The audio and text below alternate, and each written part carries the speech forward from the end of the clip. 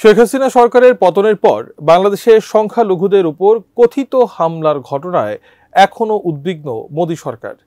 এই উদ্বেগের মধ্যেই সম্প্রতি বাংলাদেশ সফরে আসেন ভারতের পররাষ্ট্র সচিব বিক্রম মিশ্রি, কিন্তু তার এই সফর সেই উদ্বেগ দূর করতে পারেনি।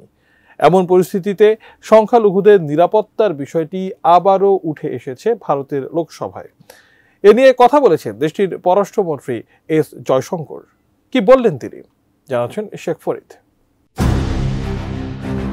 And what steps is this government taking to stop this dumping of fabrics from Bangladesh?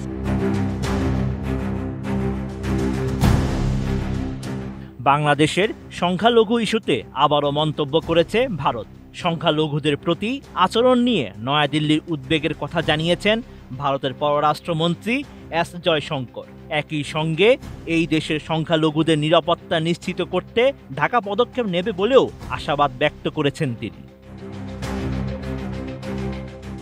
13 December ভারতের লোকসভায় অল ইন্ডিয়া মজলিসে ইত্তেহাদুল মুসলিমিনের প্রেসিডেন্ট আসাদুদ্দিন ওয়াইসির এক প্রশ্নের জবাবে এমন মন্তব্য করেন জয়শঙ্কর। এই সময় ওয়াইসি জানতে চান বাংলাদেশের বর্তমান ক্ষমতাসীন সরকার সেখানকার হিন্দু জনগণ এবং মন্দিরগুলো রক্ষায় কি কি পদক্ষেপ গ্রহণ করেছে।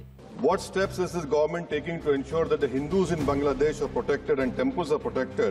And what steps is this government taking to stop this dumping of fabrics from Bangladesh, which is destroying the power loom industry in India?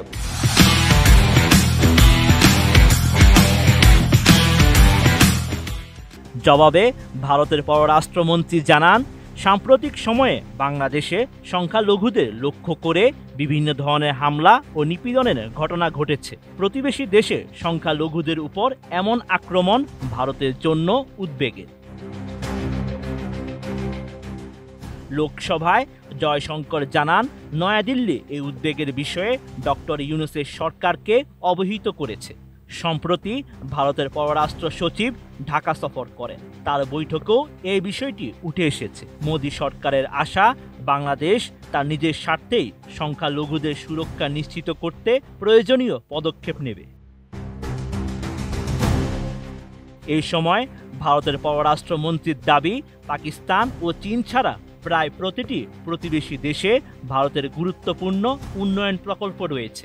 বাংলাদেশেও একই চিত্র দেখা যায়।